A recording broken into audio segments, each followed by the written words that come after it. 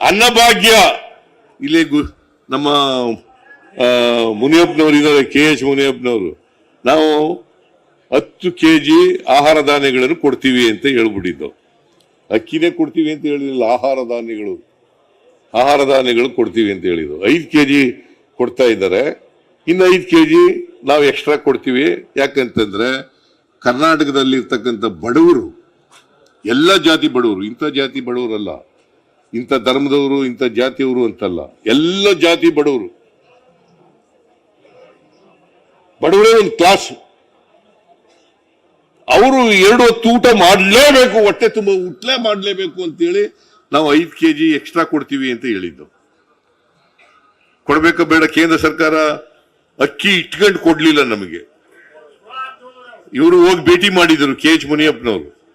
ದುಡ್ಡು ಕೊಡ್ತೀವ್ರಿ, ಫ್ರೀಯಾಗಿ ಕೊಡ್ಬೇಡ್ರಿ, 1 kg 34 ರೂಪಾಯಿ ಕೊಡ್ತೀವಿ, ಕೊಡ್ರಿ ನಮಗೆ ಅಕ್ಕಿನ ಅಂತಂದ್ರೆ ಕೊಡ್ಲಿಲ್ಲ.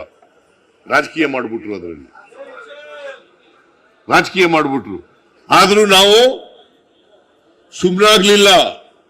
170 ರೂಪಾಯಿ ಪ್ರತಿಯೊಬ್ಬರಿಗೆ ಪ್ರತಿ ತಿಂಗಳು 170 ರೂಪಾಯಿ ಕೊಡ್ತಾ ಇದ್ದೀವಿ. ನಾವು ಎಲ್ಲಿ ತಪ್ಪು ಮಾಡಿದೀವಿ? ಆಮೇಲೆ ಈ ಇವರು ಬಿಜೆಪಿ ಅವರು ಏನ್ ಹೇಳ್ತಾರೆ, ಬಿಟ್ಟಿ ಭಾಗ್ಯಗಳು. ಏನಾಗಂದ್ರೆ ಬಿಟ್ಟಿ ಭಾಗ್ಯಗಳು ಅಂದ್ರೆ 2,000 ರೂಪಾಯಿ ಕೊಡೋದು ಬಿಟ್ಟಿ ಭಾಗ್ಯನಾ?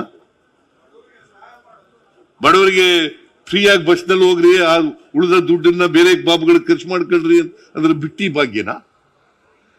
ಹೊಟ್ಟೆ ತುಂಬ ಊಟ ಮಾಡಿ ಏನಾದ್ರು ಬಿಟ್ಟಿ ಭಾಗ್ಯನಾ? ವಿದ್ಯುತ್ ಶಕ್ತಿ ಫ್ರೀಯಾಗಿ ಕೊಡ್ತೀವಿ ಅಂತಂದ್ರೆ ಬಿಟ್ಟಿ ಭಾಗ್ಯನಾ?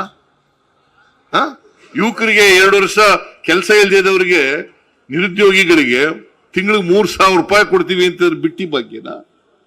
ನೋಡಿ ಹೆಂಗೆ, ಎಷ್ಟು ಲಘುವಾಗಿ ಮಾತಾಡ್ತಾರೆ, ಎಷ್ಟು ತುಚ್ಛವಾಗಿ ಮಾತಾಡ್ತಾರೆ. ಇವರಿಗೆ ಪಾಠ ಕಲಿಸ್ಬೇಕೋ ಬೇಡ? ಈ ರಾಜ್ಯದ ಜನ ಬುದ್ಧಿ ಕಲಿಸ್ಬೇಕೋ ಬೇಡ? ಬಿಟ್ಟಿ ಭಾಗ್ಯ, ಅದಕ್ಕೆಲ್ಲ ದುಡ್ಡು ಖರ್ಚು ಮಾಡ್ಬಿಟ್ಟಿದೆ.